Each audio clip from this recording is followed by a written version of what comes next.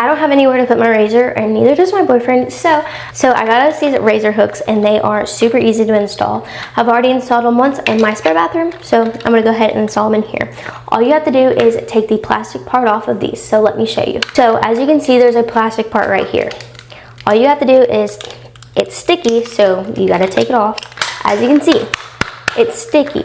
Now, where I'm gonna put these, I'm gonna put it right here, and you want to use some force on it. So as you can see, it's on there now, and it comes with these little hooks right here. All you do is slide it on here like that. This can slide around, but now I have somewhere to hang my razor. Isn't that so much better than having to reach for it? This not only matches the aesthetic of my house, but it makes it a lot easier to grab my razor and all the things like that. I like these, and I think you will too. I'm Kinsey. I'll see you next time.